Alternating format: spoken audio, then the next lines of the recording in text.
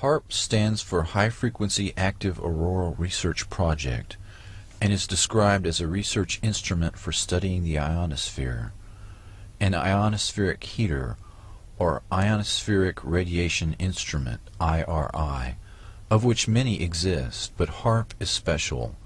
The ability to focus energy and the unprecedented amount in gigawatts, billions of watts, make it literally millions of times more effective at heating the region about 150 miles above the Earth's surface. The atmosphere has most of its density below 30 miles altitude. The ionosphere is the very thin layer above that absorbs dangerous ultraviolet radiation and makes life possible on Earth.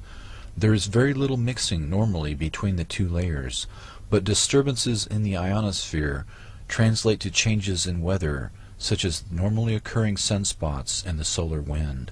The main idea behind HAARP is the ability to direct electrons along the naturally occurring magnetic field lines of the Earth and accelerate them to near the speed of light, to form a protective shell of highly excited particles that not only block communications worldwide, but destroy missiles in their trajectory as they descend from space. The effects can be localized by punching a hole through the ionosphere to superheat an area 30 kilometers in diameter into a plasma shield. Any missile or aircraft would be destroyed that tried to fly through the plasma, which is the fourth state of matter. A hole in the ionosphere above an enemy country could kill by allowing the solar radiation to strike the surface of the Earth unhindered. Weather modification can also be used as an instrument of warfare by manipulating the electrojet and the jet streams which dictate climate. The publicly stated aim is C3, or Communications, Command and Control. The margin of victory in war is to block or intercept enemy communications and to secure your own. The signals in the ELF range can be generated by HAARP and heard anywhere in the world, and are used for Earth-penetrating tomography, basically finding enemy submarines or underground bases. Volcanoes and earthquakes cause electromagnetic disturbances, and it is theorized that EM disturbances might themselves trigger earthquakes and volcanoes.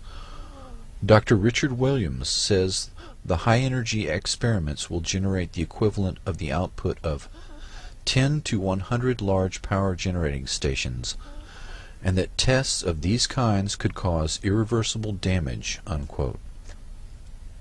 HAARP is the world's largest electromagnetic broadcasting station and may represent an escalation in the electromagnetic wars. The project is a creation of the U.S. Air Force and Naval Research. Publicly, it is an ionospheric research instrument, but it can be used to control weather and do electromagnetic sweeps that can be used for mind control of large populations. HAARP, located 30 miles from Fairbanks, Alaska, is the real focus of anti-missile defense that SDI, the Strategic Defense Initiative, purported to be, and much more. The public patent was titled A Method and Apparatus for Altering a Region of the Earth's Atmosphere, Ionosphere, and Magnetosphere. Dr. Bernard Eastlund, a physicist who holds a patent for the fusion torch, also holds about a dozen other related patents that were eventually purchased by E-Systems and Raytheon. Patent number 4686605 claims the following uses: cause total disruption of all forms of communications over a very large portion of the Earth, missile or aircraft destruction, deflection or confusion, weather modification by altering solar absorption, also altering composition of the atmosphere. This patent was classified by the Navy under National Security Order in 1987, but other patents exist for purposes of power beaming systems, artificial ionospheric mirror composed of a plasma layer, creation of artificial ionizing clouds above the Earth, defense system for discriminating between objects in space, nuclear-sized explosions without radiation, Dr. Yarrow states, Earth's axial spin means that a burst lasting more than a few minutes will slice through the ionosphere like a microwave knife, producing not a hole, but a long tear and incision, unquote. According to Dr. Elizabeth Rasher, the ionosphere is prone to catalytic reactions, so if a small part is changed, a major change in the ionosphere can happen. HAARP documents admit that 1,000-fold greater amounts of energy can be released in the ionosphere than are injected. Stanford University experiments beaming radio waves, very low frequency waves, into the magnetosphere detected the signals halfway around the world. Some were amplified 1,000 times. HAARP documents describe intentionally trying to get a runaway effect in the ionosphere.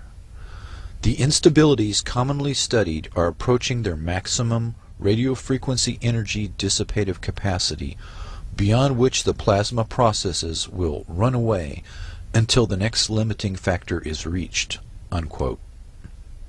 The first atomic weapons testing was done without knowing if the chain reaction would stop or keep going. Dr. Robert Oppenheimer admitted years later that, quote, the government knew that the scientists didn't know, unquote. The decision to pulse several gigawatts of energy into the ionosphere could cross a threshold.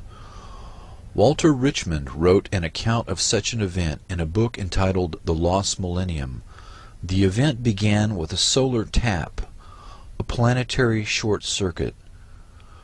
Quote, the surge of power became an avalanche. At the pole in the vertical plane of the Earth's magnetic field where the winds of magnetism would not rise to blow it out, 1 trillion watt-seconds of energy unleashed their fury on the polar cap in the first flash. Even as it discharged, the ionosphere was recharged from the solar furnace. The first flash became a mighty roar that poured an increased and now steady stream of energy through the now stabilized short circuit. Kilocubit after kilocubit of frozen wasteland boiled. Watt after ever-increasing watt, an avalanche of ever-increasing energy lit the polar cap with a glare that had never been seen before on Earth. Earth's an electrical motor. When the motor began to run wild, it would increase its rotational speed. Eventually the Earth would explode from increased centrifugal stress. Dr. Teller tried to sell Alaska on Project Plowshare, the use of 6 thermonuclear weapons to excavate a harbor at Cape Thompson, Alaska. In 1987, Dr. Edward Teller returned to Alaska to propose the installation of a laser-like weapon system on the north slope of Alaska.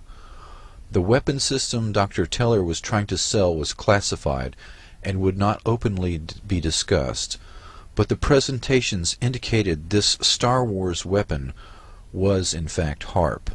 In 1995, Congress killed funding for Star Wars, but HAARP continues as the ultimate SDI radio frequency radiation weapon.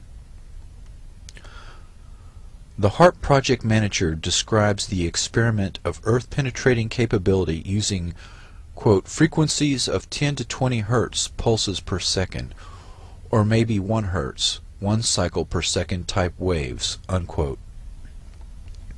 This range of frequencies are the same dominant frequencies within which the human brain normally operates. Objections to non-disclosure of the biological effects of ELF on living things were ignored. The military, particularly the Navy and Air Force, have extensive research on the negative effects of ELF. These effects have been well documented, but the government easily deflects public concern by playing down the effects and minimizing the risks. This is the same method used for other military systems, including nuclear weapons tests, LSD experiments, and radiation experiments, all carried out on unknowing subjects under the guise of national security.